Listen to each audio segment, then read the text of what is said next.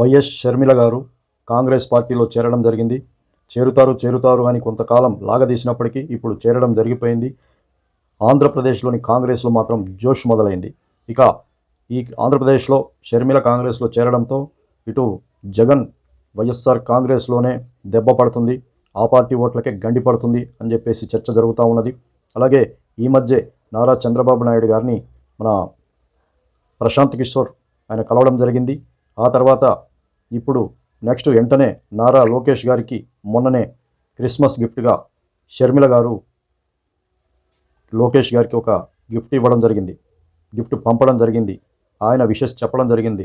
ఏంటి ఈ పరిణామాలని చూస్తుంటే మరి టీడీపీకి షర్మిల మద్దతు ఇవ్వబోతుందనే ప్రచారం మాత్రం జరుగుతుంది. టీడీపీకి దగ్గరగా ఇలాంటి కార్యక్రమాలు, ఇలాంటి కొన్ని సంఘటనలు చూస్తే ఖచ్చితంగా తెలుగుదేశం పార్టీకి షర్మిల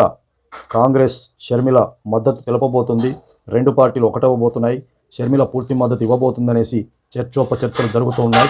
ఇదే దాంట్లో గిఫ్ట్ కొంతమంది ఏంటంటే గిఫ్ట్ పంపడానికి, విషెస్ చెప్పడానికి, విశేష ఆమె చెప్పింది లోకేష్కు అనడానికి, ఆ గిఫ్ట్ పంపడానికి ఈ యొక్క పార్టీలు మద్దతు తెలుపుతుందనేది అనుకోవడానికి వీలు లేదని కొందరు అంటున్నారు. ఇది దానికే సంకేతం అనేసి కొంతమంది ఇప్పుడు విశ్లేషకులు కూడా చెప్తున్నారు. ఇది పూర్తి స్థాయిలో ఇలాంటి నాయకులు ఎప్పుడూ కూడా ఇంత బహిర్గతంగా అట్లా విషెస్ చెప్పుకోరు. దగ్గర అవ్వడానికి సూచనలు ఉంటేనే ఇలా చేస్తారు. అవి సూచనలు.